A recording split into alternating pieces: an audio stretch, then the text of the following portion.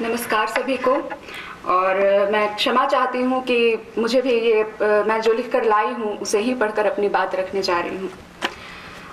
भारत का सोबती आख्यान इस शीर्षक के तहत यह समझने की कोशिश की गई है कि उनके लेखन में भारत का कैसा रूप रहा है। भारतीय संस्कृति और मूल्य शीर्षक में वे लिखती हैं कि हर किसी का देश उसके अंदर और उसके बाहर रहता है और निरंतर उसके भाव, उसकी दृष्टि, उसके कोण को अपनी चौखट में जुड़ाए रखता है। यही बंधन अपने अपने देश प्रदेश की गंध, गरिमा और गुण को अपने निवासियों में, नागरिकों में मुखरित करता रहता है, उजागर करता चला जाता है। हम नहीं भी रहते, नहीं भी होते तो भी। और स्वाभाविक रूप से यह बातें उनकी रचनाओं में भी आता है। सबसे पहले तो यही बात आती है कि सोबती जिस भारत में जन्मी थी वह आज का भारत नहीं था, वह विभाजन पूर्व का भारत था, जहां उनके जीवन के शुरुआती 22 बरस बीते। इसलिए भी दो तरह के भारत की उपस्थिति उनकी रचनाओं में मिलती है, एक 1925 ईस्वी से लेकर 1947 ईस्वी तक और दूसरा 1947 ईस्वी के बाद। और निश्चित ही विभाजन पूर्व भारत का क्षेत्रफल बड़ा था, जिसके नाम पर ही विगत कुछ वर्षों से अखंड भारत का नारा, उसकी परिकल्पना भी आम जनमानस के बीच प्रचारित की जाने लगी है। लेकिन यह सवाल पूछा जाना चाहिए कि उनके अखंड भारत की योजना में वहाँ की संस्कृति, सामाजिक परिस्थिति, सबको अपनाने की नीति है या नहीं। उत्तर शायद हम जानते हैं कि क्या होगा। कृष्णा सोबती के यहाँ विभाजन पूर्व की जो स्थिति है उसमें से कई बातें निकल कर आती हैं। एक तो यह कि कौन सी जगह कहाँ की मानी जाएगी। तब यह एक बड़ा सवाल था जिसका जवाब जनता के पास नहीं था और जवाब क्या अनुमान भी नहीं। लेकिन क्या सत्ता के पास था? शायद उसके पास भी नहीं। अगर था तो उसका स्पष्ट उल्लेख हमें कहाँ मिलता है। गुजरात पाकिस्तान से गुजरात हिंदुस्तान में एक वाक्य है। दिल्ली के अखबारों में उस विवाद की भी खबर छपती रही थी कि सिरोही राजस्थान में जाएगा कि गुजरात में। सिरोही को लेकर यह दुविधा इसलिए भी थी कि वहाँ अम्बा का प्राचीन मंदिर था और विभाजन का मुख्य आधार धर्म तो था ही। यह कितना दुखद या हास्यास्पद है कि भारत और पाकिस्तान को जो रेखा विभाजित करती है, रेड क्लिफ लाइन, वह किसी पर्यवेक्षण के बाद नहीं बल्कि एक मनमानी लकीर थी जिसे जैसे मन हुआ वैसे रेड क्लिफ ने मानचित्र पर खींच दिया और 17 अगस्त 1947 ईस्वी को भारत विभाजन हो गया। बीबीसी के एक लेख में इसका उल्लेख मिलता है कि रेड क्लिफ ने अपनी आपबीती सुनाते हुए कहा था कि मुझे 10-11 दिन मिले थे सीमा रेखा खींचने के लिए। उस वक्त मैंने बस एक हवाई जहाज के जरिए दौरा किया, नहीं जिलों के नक्शे थे मेरे पास। और इसके बाद कितने व्यापक स्तर की पर दंगे हुए, इससे सब कोई वाकिफ हैं। और इसलिए दंगे उनकी किताबों में उल्लेख मिलता है दंगों का। उस स्थिति की कल्पना भी हमारे लिए पीड़ादायक है कि हमें अपने घर से निकलते ही डर लगे। लेकिन भारत के आज़ाद होने पर ही ऐसा हो रहा था। गुजरात पाकिस्तान से गुजरात हिंदुस्तान में वे लिखती हैं कि लौटकर फाटक पर पहुंची तो लगा वह कमरा हमेशा के लिए दूर जा चुका था। कुरैशी अंकल ने पुचकार कर सिर पर हाथ रखा और कहा, जाओ बिटिया जाओ, बाहर खड़े रहने का वक्त नहीं। जब माहौल दंगे का है तो जाहिर है कि वह आमजन की बातचीत में भी शामिल होगा, लेकिन वही आमजन जिनका जीवन उससे प्रभावित होगा, जैसा कि जिंदगीनामा के पुरुषों की बातचीत में ही वह शामिल होता है। नहीं तो बाकी को क्या पड़ी है। आज भी इतनी हिंसा हो रही है, चाहे अपना देश हो या विदेश, लेकिन वह आमजन के बीच शामिल नहीं है। वह केवल कुछ खास वर्ग तक ही सीमित है। लेकिन जिनका जीवन प्रभावित हो रहा था उसमें स्त्रियां भी तो शामिल थीं। लेकिन उन जिंदगीनामा में किसी भी बातचीत से कहीं भी ये संदर्भ नहीं आता है कि स्त्रियों की बातचीत में भी दंगे का मुद्दा शामिल हो। और अगर होता तो शायद यह कृत्रिम ही लगता, क्योंकि जिस परिवेश की उपस्थिति वहाँ है उसमें स्त्रियां घरों तक ही सीमित रह सकती थीं। कृष्णा सोबती उनका उल्लेख करती हैं, एक दूसरे के बालों में घी रचाते हुए, ओढ़नियों को रंगते हुए, बर्तनों की लिपाई पुताई करते हुए। यह सारे काम लगभग समूह में हो रहे हैं और समूह में जो बातें हो रही हैं उससे भी यह जाहिर होता है कि स्त्रियों के जीवन के अंग क्या क्या हैं। उनमें शामिल है उम्र के साथ लड़कियों को पहनावे का ध्यान रखना, विवाह, बच्चे, उसमें भी पुत्र की चाह। भारत का ही एक रूप यह भी है कि यहाँ पाखंड का कितना विस्तार है और उसमें महिलाएं आसानी से फंस जाती हैं। जिंदगीनामा में एक बेहद अजीब लेकिन रोचक प्रसंग देख सकते हैं। वराहमिहिर बोले, आज ग्रहों का योग ऐसा है कि मैं अगर अपने घर परिवार में होता तो मेरी पत्नी को एक बड़ा विद्वान पुत्र कोख में पड़ता। समय स्थान के अंतर ने यह घड़ी इस गांव में नियत कर दी। रात खूह पर पड़ी झुग्गी में ज्योतिषी जी की मंजी बिछ गई। दूध पिला लोग प्रणाम कर विदा हुए। इसके बाद वहां की एक महिला आती है और कहती है, महाराज, आपके कहे अनुसार आपके नक्षत्रों में आज पुत्रदान का योग है। मेरे पुत्र की भार्या से मेल कर लो महाराज, अपना कुल तर जाएगा। वराहमिहिर ने उंगलियों पर कुछ हिसाब किताब लगाया और उठ खड़े हुए। चलो माते, तुम्हारी आज्ञा शिरोधार्य है। लेकिन उस ज्योतिष ने यह तो नहीं कहा था कि आज जिस किसी स्त्री से भी उसका संबंध बनेगा तो उसकी कोख में विद्वान पुत्र पड़ेगा। और उस पर से वह चालाकी है कि उस वृद्धा को कह रहा है कि तुम्हारी आज्ञा शिरोधार्य है। यहाँ एक सहज सवाल मन में आता है कि क्या इसके अलावा कुछ और, जैसे कि उसकी संपत्ति मांगी जाती या आज्ञा ही दी जाती, तो भी क्या इस तत्परता से इसे शिरोधार्य किया जाता? इस तरह की मांग करने वाली वृद्धा को भी हमें समझने की कोशिश करनी चाहिए। जहाँ शुरुआत से ही स्त्री को पुत्र प्राप्ति, कुल रक्षा का दायित्व दिया जाता है, वहाँ इस तरह का मनोविज्ञान निर्मित होना कोई अचरज की बात नहीं है। लेकिन क्या ऐसा हो सकता था कि विद्वान पुत्र पाने का कारण ना हो और ऐसे ही उसकी बहू प्रेमवश उस ज्योतिष से संबंध बनाने को कहती और उसकी बात मान ली जाती? यहाँ बिहारी का एक दोहा उल्लेखनीय लगता है। वे कहते हैं, चित पित मारग जोगु गनी भयो भय सुत सोगु फिरी हुलस्यो जिय जोईसी समझो जारग जोगु। जिसका तात्पर्य यह है कि एक स्त्री को पुत्र हुआ, उसका पति ज्योतिषी है। जब वह नव शिशु की कुंडली देखता है तो जान जाता है कि अपने पिता की मृत्यु का कारण बनेगा।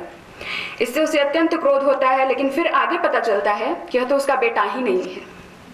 यह जानकर उसका क्रोध खुशी में तब्दील हो जाता है। और यहाँ देखते हैं कि पितृसत्ता कैसे चालाकी से काम करती है।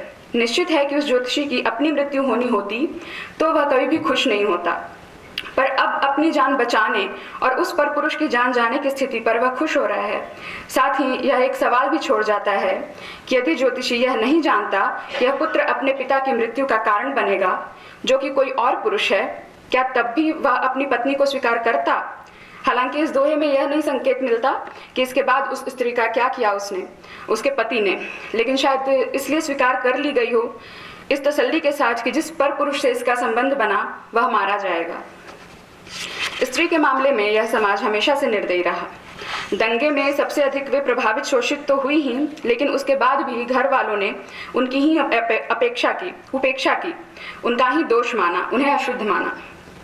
कृष्णा सोप्ती लिखती हैं कि भारत से मुक्त करवाकर पाकिस्तान भेजी गई औरतों को ज्यादा सहजता से अपना लिया गया। किसी तरह समाज में उसका पुनर्वास हो गया। हिंदुओं ने अपनी औरतों को स्वीकार नहीं किया। कुछ ऐसे परिवार थे जो ऐसी औरतों को गहरी चुप्पी के साथ घेरे रहते। क्या तब इससे भी ज्यादा संवेदनहीनता होगी? इसी तरह शिक्षा के मामले में भी यह मिलता है कि ऐसा नहीं था कि ग्रामीण इलाकों में शिक्षा तक स्त्रियों की पहुंच थी। जिंदगी नामा में ही मदरसे का उल्लेख है जहां सारे विद्यार्थियों के नाम लड़कों के हैं, मसलन दामोदार, फत्ते, हबीब, केशोलाल। एक भी फातिमा, राबिया या महविश वहां नहीं है। सोप्ती के भारत में धर्म की क्या स्थिति थी, इसके भी कई संकेत मिलते हैं। उन संकेतों से यह साफ पता चलता है कि विभाजन पूर्व भारत में हिंदू मुस्लिम एकता अधिक थी, जो विभाजन होने की खबर मात्र से प्रभावित होने लगी थी, और विभाजन के बाद एक दूसरे के मन के भीतर तक घृणा भर चुकी थी। तब अगर हिंदू मुस्लिम के त्योहार आसपास पड़ रहे थे तो सभी लोग खुश हो रहे थे। जिंदगीनामा में यह उल्लेख है कि ईद और दशहरे की तिथियां अगर पिछड़ निकली तो छोटे बड़े हियरों में हुलास उमड़ने लगा और पूरा गांव तैयारी में लग गया। क्या ऐसी स्थिति आज है? नहीं। सबसे पहला भय यही होगा कि कहीं दंगा ना हो जाए। पिछले कुछ वर्षों में रामनवमी के नाम पर जो हुड़दंगई होती है उसे हम देख ही रहे हैं। लोग पूछ सकते हैं कि हिंदू त्योहार का ही उदाहरण क्यों, मुसलमानों के त्योहार का उदाहरण क्यों नहीं? जुलूस तो मुहर्रम में भी निकलता है। हाँ, निकलता है, लेकिन क्या ऐसा नहीं है कि ऐसे तमाम प्रचार करने के बाद भी कि हिंदू खतरे में हैं? वास्तविकता इससे उलट है। न सिर्फ त्योहारों में बल्कि रोजमर्रा के जीवन में भी वह एकता दिखती थी। उनके कुछ उदाहरणों से यह स्पष्ट होता है। मसलन घर में काम करने वाले मुसलमानों को हम लोग मामू कहकर पुकारते थे। आशीर्वाद लेने के लिए हिंदू हमेशा ही मुसलमानों के पवित्र स्थलों पर जाते थे। गर्भवती स्त्रियां पीरों के मज़ारों पर जाती थीं। राजनीतिक रंगत के बावजूद लोग मिलजुल कर रहते थे। हर कोई दूसरे के दूसरेपन का सम्मान करता था। दोनों ही उस सूत्र को लेकर आश्वस्त थे जो उन्हें जोड़ता था। यह सूत्र एक भाषा, बोली और जीवन शैली का था और धार्मिक पहचान से उसका कोई संबंध नहीं था। आज इनमें से पीरों के मज़ारों पर जाना दिख जाएगा, लेकिन बाकी दोनों बातें आज के समय में शायद नामुमकिन ही लगती हैं। वहीं जब विभाजन हो गया तब वस्त्र के स्तर पर भी भेद करने लगे थे।